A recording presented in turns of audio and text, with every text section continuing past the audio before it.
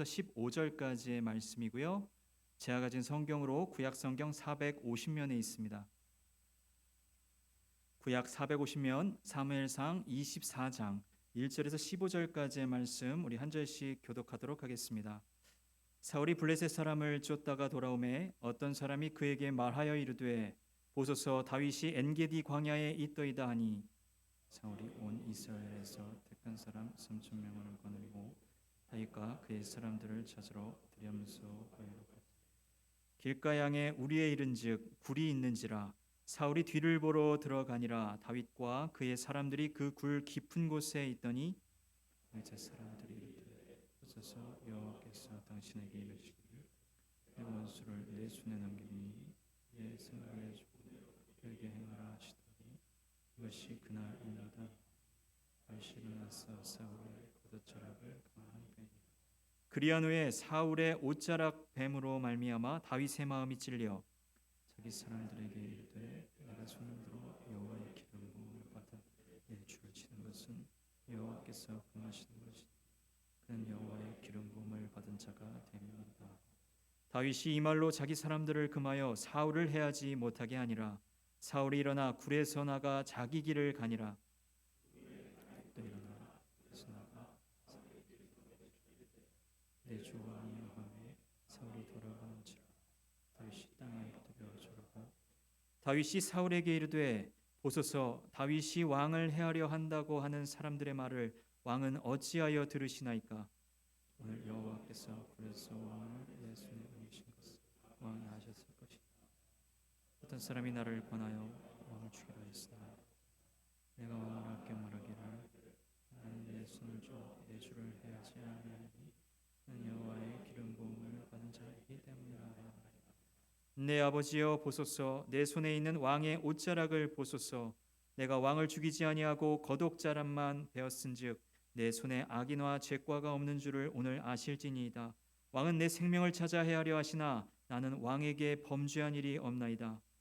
여호와께서는 나와 왕 사이를 판단하사 여호와께서 나를 왕에게 보복하시나니 내 손으로는 왕을 해하지 않겠나이다.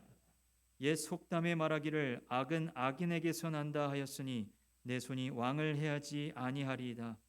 이스라엘 왕이 누구를 따라 나왔으며 누구의 뒤를 쫓나이까? 죽은 개나 벼룩을 쫓으며 함께요. 그런즉 여호와께서 재판장이 되어 나와 왕 사이에 심판하사 나의 사정을 살펴 억울함을 풀어주시고 나를 왕의 손에서 건지시기를 원하나이다 하니라. 아멘. 이 시간 담임 목사님 나오셔서 이때다 싶을 때라는 제목으로 말씀 전하실 때 큰 은혜 받으시기를 바랍니다. 작년 초에 넷플릭스 드라마에서 아주 세계적으로 인기를 끌었던 더 글로리라는 송혜교 주연의 드라마가 있었죠. 학생 시절에 학교 폭력으로 큰 고통을 겪고 한을 품은 한 여자가 평생에 걸쳐서 치밀하게 준비해서 처절한 복수를 벌이는 이야기입니다. 그 대사가 지금도 막 생각나는 것 같아요. 연진아, 어서 와. 나의 지옥에 온 걸 환영해. 누군가 자기를 괴롭혀서 고통을 당했던 기억을 잊기가 어렵죠. 시간이 지나도 아픈 기억이 되살아나서 마음의 고통을 느낍니다. 그 고통을 해소하는 방법이 복수예요. 내가 당한 그대로 또는 그 이상으로 되갚아주면서 속이 후련해지는 거죠. 아마 더 글로리 그 드라마를 보면서 악당들이 하나하나 무너져 나가는 모습을 보면서 묘한 쾌감을 느끼신 분들도 있을 거예요. 우린 인생을 살면서 누구나 크든 작든 억울하고 고통스러운 일들을 당합니다. 오늘 본문의 다윗도 역시 그러했고 오늘 이 자리에 나와 있는 우리도 마찬가지입니다. 오랫동안 나를 힘들게 하고 아프게 했던 사람이나 문제를 누구나 가지고 있을 거예요. 지금 이 순간에도 알게 모르게 심히 곤란한 지경에 처해 있는 분들이 계실 것입니다. 또 지금은 그렇지 않다고 해도 머지않아 어려운 일을 겪게 될 수도 있습니다. 병에 안 걸리는 사람이 없고요. 죽음을 피할 수 있는 사람이 없고 사랑하는 사람들의 죽음을 지켜보지 않을 사람이 없습니다. 대개 사람들은 오랫동안 어려움을 당하고 고통을 겪고 나면 그 내면이 망가지게 되죠. 어린 시절을 아주 불우하고 힘들게 보내게 되면 그 심사가 배배 꼬이고 비뚤어지는 경우가 많아요. 그런데 일반적으로는 그렇지만 다 그런 것은 아니에요. 혹독한 고난을 통과했는데도 불구하고 내면이 망가지지 않은 사람들이 있습니다. 성경에 그런 인물들이 몇 명 나오는데 대표적인 인물이 요셉이죠. 요셉의 삶을 살펴보면 어려움과 고통의 연속입니다. 형들에게 버림을 받고 애굽으로 팔려가게 됩니다. 그리고 보디발 장군의 집에서 노예 생활을 하는데 거기서 또 누명을 쓰고 감옥까지 가게 됩니다. 혹독한 시련의 기간이 어림잡아 15년 가까운 세월입니다. 그렇게 긴 기간을 억울하게 고난을 겪으면서 지냈는데도 요셉의 모습을 보면 놀랍게도 조금도 구겨지지가 않았어요. 조금도 뒤틀린 데가 없습니다. 형들을 다시 만났을 때 요셉이 하는 말을 들어보면 거기에 분노나 증오 같은 게 전혀 들어있지를 않아요. 다니엘도 마찬가지죠. 망해버린 나라의 젊은이로서 포로로 끌려가서 이루 말할 수 없이 힘든 시간을 보냈습니다. 살벌한 정치 세력의 틈바구니에서 차별받고 모함당하고 무고하게 공격을 받아서 심지어 사자굴에까지 던져졌습니다. 그러나 그런 시련에도 불구하고 다니엘의 인격이 무너지지 않는 것을 봅니다. 오늘 본문의 주인공 다윗도 마찬가지. 다윗은 10년이라는 긴 세월을 매일매일 칼끝이 목에 들어오는 것 같은 숨막히는 시간을 보냈습니다. 들려오는 소식이라고는 하나같이 답답하고 속이 뒤집히는 소리뿐인 그 고통스러운 세월을 10년씩이나 보내면서 도망자로 살았어요. 그런데도 불구하고 놀랍게도 다윗의 마음이 망가지지 않았어요. 깨끗한 영혼을 그대로 유지하고 있습니다. 오늘의 본문은 그토록 쫓기는 도망자의 삶 가운데서도 아름다운 마음을 유지한 다윗의 감동적인 스토리입니다.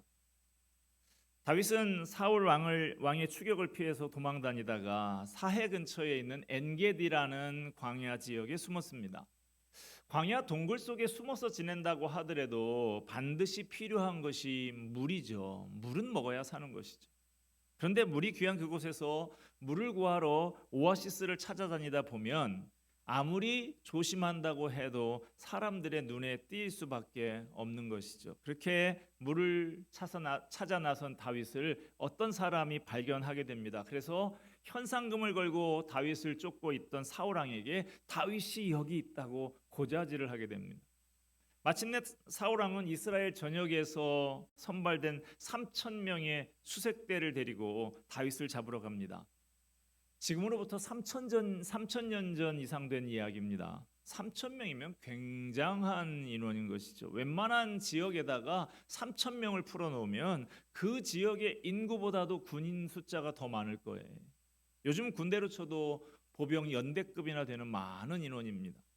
참 어이가 없는 것은 지금 블레셋하고 전쟁을 하고 있어요. 그 위급한 시기에 다윗 하나 잡겠다고 사울이 연대급의 병력을 투입했다는 사실입니다. 꼭 제가 어릴 때 일어났었던 12.12 쿠데타 그 당시에 우리나라를 보는 것 같습니다. 나라 지키라고 해놨더니 자기들의 정치적인 야욕을 이루려고 전방을 지키고 있는 사단 병력이 탱크를 몰고 서울로 들어왔죠. 서울 시내 중요 지점과 각 캠퍼스 입구에 장갑차가 떡하니 버티고 군인들이 총을 메고 있었던 그 어린 시절의 제 기억이 지금도 선명합니다. 사울이 이렇게 조직한 3,000명의 수색대를 이끌고 다윗을 잡으러 가는 길에 사건이 벌어집니다. 가는 길에 중간에 동굴이 하나 있었는데 사울 왕이 잠시 그 동굴에 들어갑니다. 3절 말씀 봅시다. 길가 양의 우리에 이른즉 굴이 있는지라 사울이 뒤를 보러 들어가니라 다윗과 그의 사람들이 그 굴 깊은 곳에 있더니.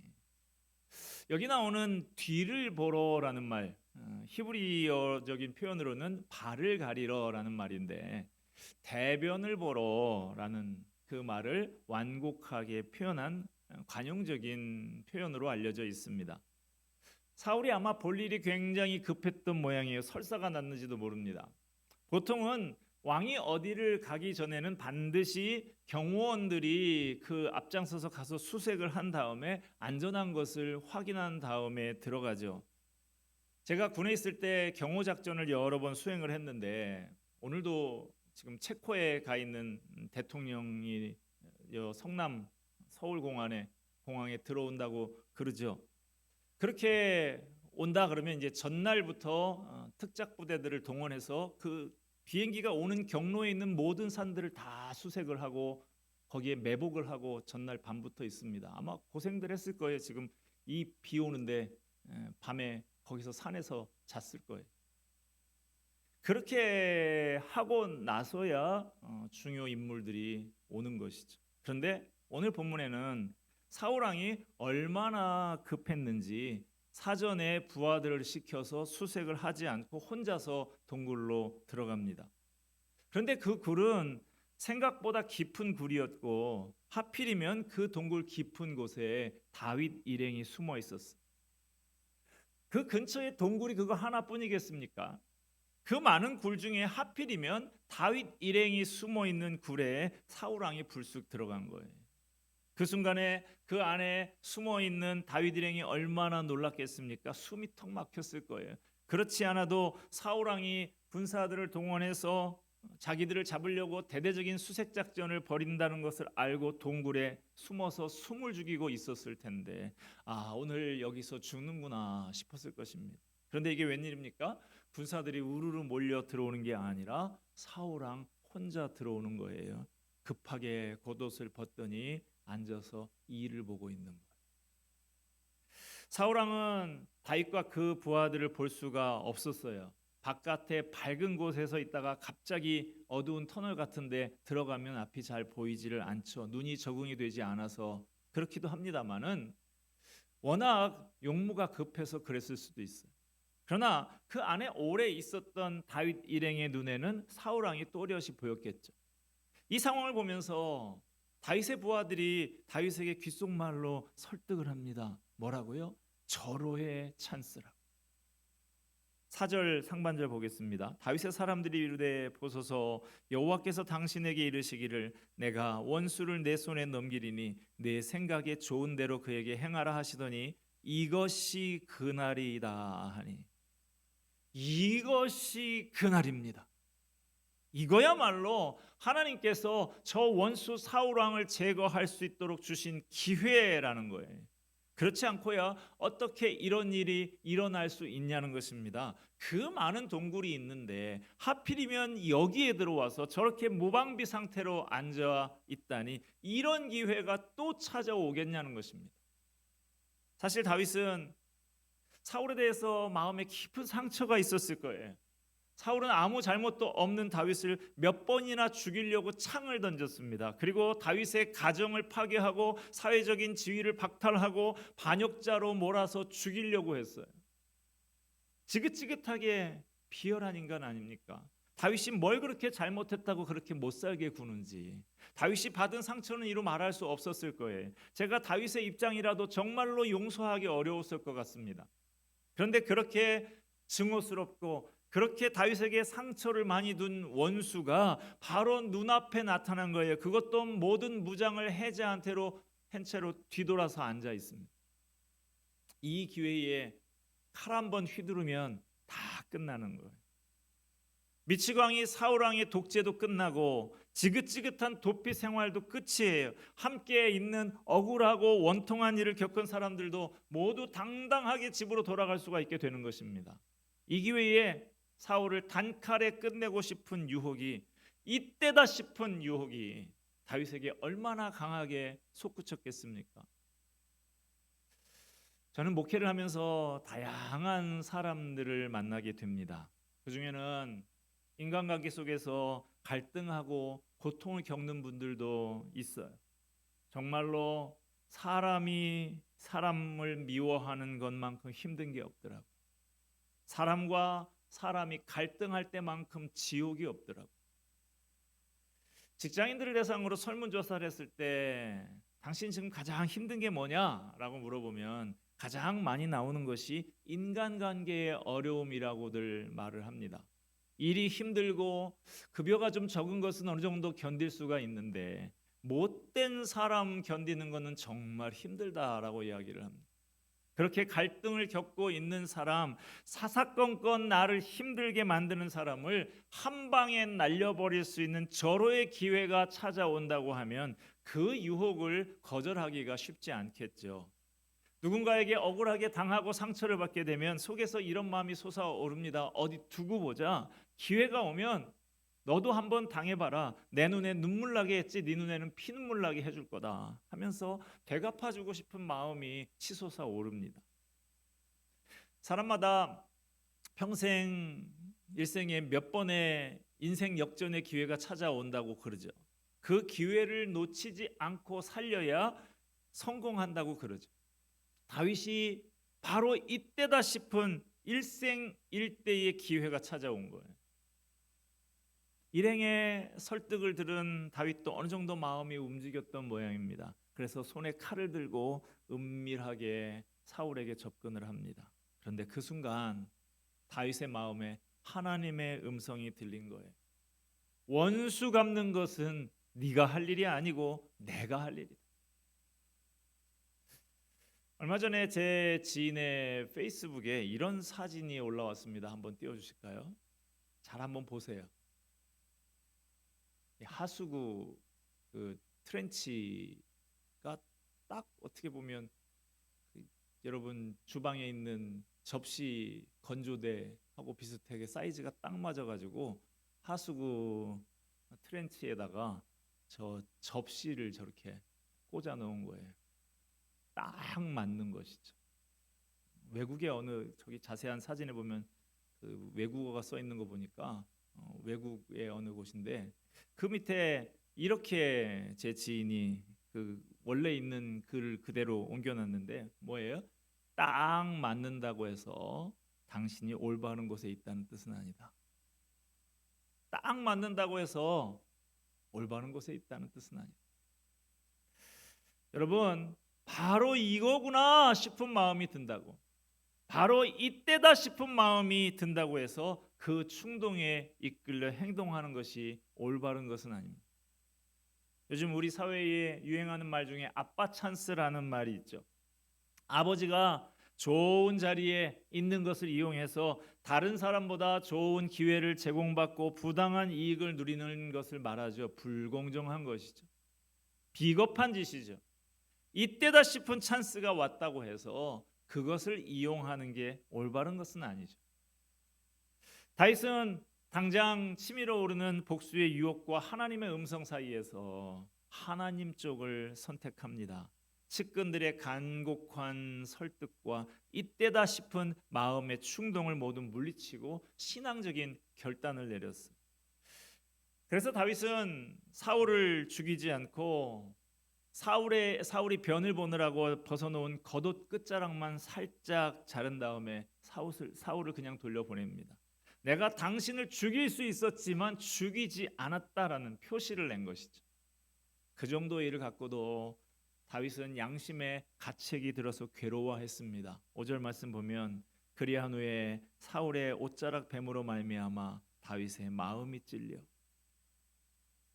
다윗이 사울을 해하지 않은 이유는 첫째로 하나님께서 기름 부어 세운 사람을 내가 해할 수 없다는 거예요. 10절 하반절 말씀 보면 나는 내 손을 들어 내 주를 해하지 아니하리니 그는 여호와의 기름 부음을 받은 자이기 때문이라.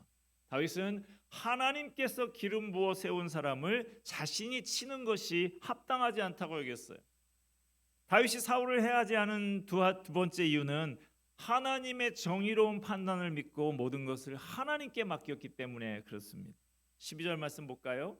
여호와께서는 나와 왕 사이를 판단하사 여호와께서 나를 위하여 왕에게 보복하시려니와 내 손으로는 왕을 해하지 않겠나이다. 복수하고 싶은 마음이 생길 때 우리가 잊지 말아야 할 게 있어요. 하나님이 다 아신다는 거예요. 이때다 싶어도 모든 것을 하나님이 다 아시고 판단하신 것을 믿어야 합니다. 또 하나 우리가 기억해야 할 것은 복수는 내가 할 일이 아니고 하나님이 하실 일이라는 거예요. 하나님을 믿고 하나님께 맡기는 거예요. 히브리서 10장 30절에는 이렇게 말씀하고 있습니다. 원수 갚는 것이 내게 있으니 내가 갚으리라 하시고 또다시 주께서 그의 백성을 심판하리라 말씀하신 것을 우리가 아노니. 로마서 12장 19절에도 이렇게 말씀합니다. 내 사랑하는 자들아 너희가 친히 원수를 갚지 말고 진노하심에 맡기라. 기록되었으되 원수 갚는 것이 내게 있으니 내가 갚으리라고 주께서 말씀하시니라. 하나님께서 모든 것을 아시고 갚아주실 줄을 믿고 복수하고 싶은 마음을 내려놓을 때 우리는 선으로 악을 이길 수 있습니다. 말씀 맺고자 합니다. 복수하고 싶은 마음 참기 어려운 유혹입니다. 상처받은 것이 크면 클수록 내 내면이 허약할수록 참기 어려운 것이 복수하고 싶은 마음이. 그러나 어떤 이유나 명분을 갖다 댄다고 해도 복수하는 것은 하나님을 거역하는 거예요. 사람들이 그 정도 당했으면 이 정도는 되갚아줘야지라고 말을 해도 복수하는 것은 하나님을 거역하는 것입니다. 하나님의 섭리와 인도하심을 거부하는 거예요. 한마디로 하나님을 믿지 못하겠다는 거예요. 그러므로 하나님을 믿고 의지하는 사람이라고 하면 복수하고 싶은 마음을 내려놔야 합니다. 복수는 다른 사람을 망가뜨릴 뿐만 아니라 나 자신도 망가뜨립니다. 그 글로리 그 드라마에도 보면 그렇게 복수를 하면서도 통쾌한 게 아니라 그 사람도 고통을 겪고 있는 모습들을 보잖아요. 크든 작든 마음속에 복수를 꿈꾸고 복수심에 사로잡히는 순간 그 마음을 마귀가 지배합니다. 유혹에 무너져서 복수하게 되면 그 순간 우리의 삶은 엉망진창이 됩니다. 복수는 또 다른 복수를 낳고 죄가 판을 치기 시작합니다. 그러므로 여러분 어떤 경우에도 복수를 꿈꾸지 마세요. 복수하고 싶은 유혹이 올라올 때마다 하나님께 맡기고 이겨내야 합니다. 다 부숴버리고 싶고 깨버리고 싶을 때마다 믿음으로 싸워야 됩니다. 복수심에 불타면 우리의 삶은 지옥으로 변합니다. 그러나 복수의 유혹을 물리치고 마음을 돌이키는 순간 우리 삶에 하나님의 나라가 시작이 됩니다. 예수님께서 이 땅 가운데 새로운 역사를 시작하시는 공생애를 시작하실 때 주님이 처음 하셨던 일은 광야에서 40일 동안 금식 기도하시는 일이셨죠. 그런데 예수님이 금식 기도하실 때 사탄이 찾아와서 유혹을 하죠. 당신 왜 그러고 있냐고. 당신이 가진 능력을 마음껏 사용하고 권세를 마음껏 부려보라고. 그러나 우리 주님은 하나님의 말씀을 떠올리면서 그 모든 유혹을 물리치고 이 땅에 하나님의 나라를 시작하셨습니다. 믿음의 사람들, 하나님의 사람들은 우리의 마음속에 마귀가 복수하고 싶은 유혹을 불러일으킬 때 그걸 이겨낼 수 있도록 주님의 말씀을 떠올리면서 기도해야 합니다. 복수심에서 벗어나도록 하나님께 간구해야 해. 그래야 내 삶에 지옥이 들어오는 것을 막고 하나님의 나라가 이루어질 수 있습니다. 바로 이때다 싶을 때 내가 당한 그대로 아니 그 이상으로 되갚아주고 싶은 유혹이 찾아올 때 다윗처럼 다윗의 말씀에 찾아와 말씀하시던 하나님께서 우리의 마음에도 찾아와 주시기를 바랍니다. 내가 안다. 내가 다 판단한다. 네가 해결하고 하려고 하지 말아라. 내가 갚아줄 것이다. 기도하겠습니다. 은혜와 사랑이 풍성하신 하나님 아버지, 우리에게 마음에 상처가 있고 되갚아주고 싶은 유혹이 치밀어 오를 때 바로 이때다 싶을 때 다윗의 마음속에 찾아와 말씀하시던 그 하나님께서 우리 마음에도 찾아와 말씀해 주시옵소서. 내가 다 안다. 내가 판단한다. 내가 해결하려고 하지 말아라. 내가 갚아줄 것이다. 그 음성 듣고 주님의 길을 선택하는 우리들 되게 하여 주시옵소서. 예수 그리스도의 이름으로 기도하옵나이다. 아멘.